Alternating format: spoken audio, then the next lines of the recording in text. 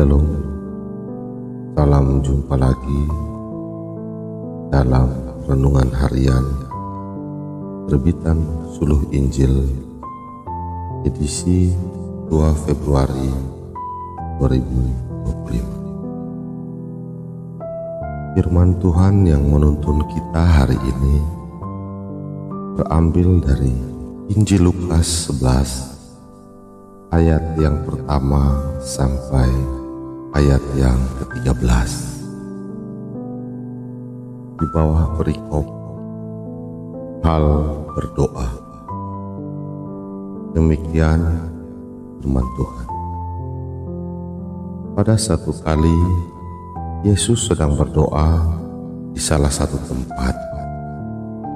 Ketika ia berhenti berdoa, berkatalah seorang dari murid-muridnya kepadanya, "Tuhan, ajarlah kami berdoa sama seperti yang diajarkan Yohanes kepada murid-muridnya." Jawab Yesus kepada mereka, "Apabila engkau berdoa, katakanlah, Bapa, dikuduskanlah namamu, datanglah kerajaan-Mu, berikanlah kami setiap hari makanan kami yang secukupnya, dan ampunilah kami akan dosa kami, sebab kami pun mengampuni setiap orang yang bersalah kepada kami. Dan janganlah membawa kami ke dalam pencobaan." Lalu katanya kepada mereka, "Jika seorang di antara kamu pada tengah malam pergi ke rumah seorang sahabatnya dan berkata kepadanya, 'Saudara, pinjamkanlah kepadaku 3 roti, sebab seorang sahabatku yang sedang berada dalam perjalanan singgah ke rumahku, dan aku tidak mempunyai apa-apa untuk menghidangkan kepadanya.' Masakan ia yang di dalam rumah itu akan menjawab, 'Jangan mengganggu aku.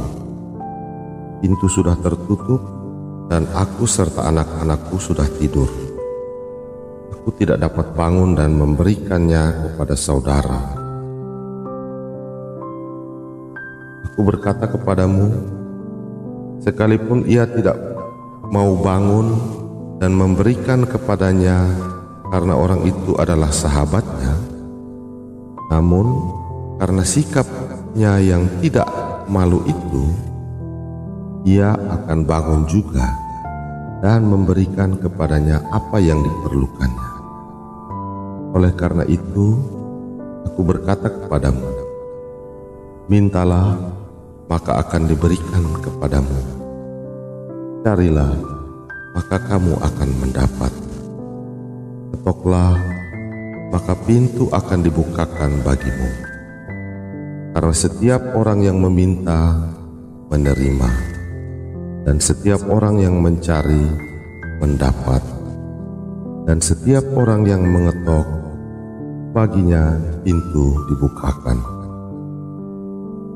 Bapa manakah di antara kamu, jika anaknya minta ikan, daripadanya akan memberikan ular kepada anaknya itu ganti ikan? Atau jika ia minta telur, akan memberikan kepadanya kalajengking? Jadi, jika kamu yang jahat tahu memberikan pemberian yang baik kepada anak-anakmu, apalagi Bapamu yang di surga, Ia akan memberikan Roh Kudus kepada mereka yang meminta kepadanya." Demikianlah firman Tuhan. Mendoakan kehidupan dan menghidupi doa. Doa adalah tanda relasi antara manusia dengan Allah yang diimani. Baru-baru ini viral di media sosial pernyataan seorang pembicara yang sangat vokal berbicara tentang politik. namanya Rocky Gerung. Dia berbicara tentang doa. Dia berkata, kita berdoa karena Allah tidak tahu apa yang kita inginkan. Pernyataan ini tentu dilatar belakangi oleh kepercayaannya. Entah dia itu percaya Tuhan ataukah tidak.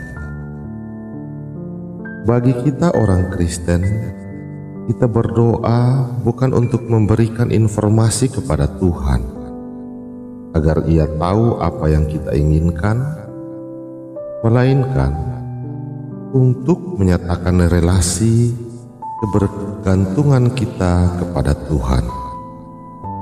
Yesus menggambarkan relasi itu di ayat yang ke-5 sampai ke-8 sebagai persahabatan dan selanjutnya relasi Bapa dengan anak. Yang pertama, para murid meminta Yesus mengajarkan mereka berdoa. Apakah para murid tidak tahu berdoa? Mereka tentu tahu berdoa, tetapi mereka ingin ada rumusan doa sebagaimana Yohanes Pembaptis mengajarkan rumusan doa kepada murid-muridnya, yaitu doa yang singkat dan mudah dihafalkan. Yesus mengajarkan rumusan singkat memuat 5 pokok doa.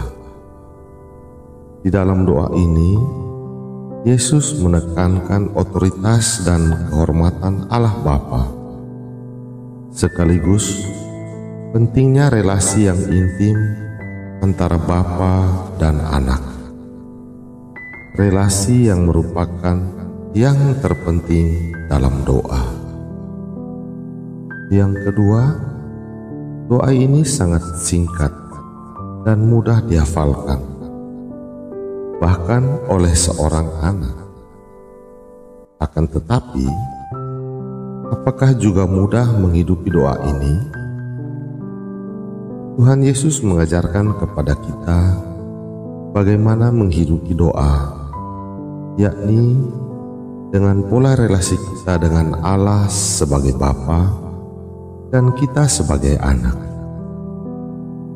Bapa begitu mengasihi anaknya sehingga walaupun ia tahu kebutuhan anaknya, tetapi ia mau ada relasi. Anak perlu datang kepada Bapa dan menyampaikan keinginannya. Menghidupi doa memiliki makna percaya bahwa Bapa tidak akan memberikan yang buruk. Sebagai anak, saya harus menghormati Dia. Datanglah kepadanya dan meminta dengan benar. Menghidupi doa berarti mewujudkan pola relasi Bapa dengan anak yang saling mengasihi dalam hidup sehari-hari. Mintalah kepada Bapamu di dalam doa. Ia berkenan memberikan yang baik untuk anaknya. Dan sebagai anak, hiduplah sesuai doamu itu. Amin. Demikianlah firman Tuhan dan renungan kita pada hari ini. Tuhan Yesus memberkati.